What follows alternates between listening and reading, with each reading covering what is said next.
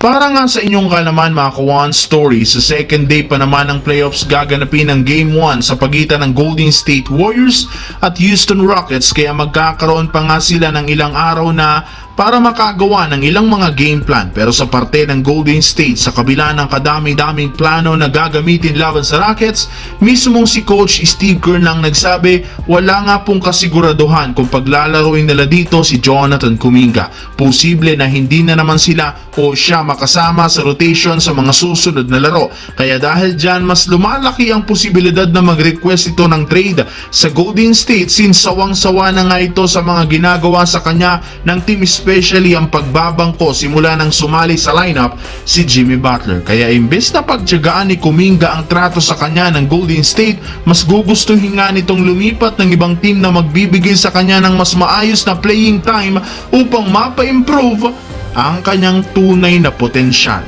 Sa kabilang banda, bago pa man magsimula ang Game 1 ng first round series ng Lakers at Minnesota, ibinulgar na ni Coach JJ Redick ang injury report kung saan nakalista bilang probable si LeBron, habang out pa rin si Maxi Kleber dahil sa patuloy nga itong nagre-recover sa injury. Pero sa kabila niyan, inaasahan na maglalaro sa Game 1 si LeBron at expected na makakahabol pa si Kleber sa lineup ngayon, which is isang magandang balita lalo pat nangangailangan sila ng tulong para mapalakas ang front court. Bukod dyan, ibinulgar rin naman na mas nakafocus ang Lakers sa depensa upang mapigilan si Anthony Edwards at ang mga bigs ng Minnesota kagaya ni Rudy Gobert at Naz Reid. Pero hindi rin naman nila pinapabayaan ang opensa dahil plano ng Lakers maghanap dito ng mismatches. At isa dyan si Rudy Gobert na pupuntiryahin ni Luka Doncic at Austin Reeves. Alam nga po nila kung gaano ito kabagal sa mga one-on-one situation, kaya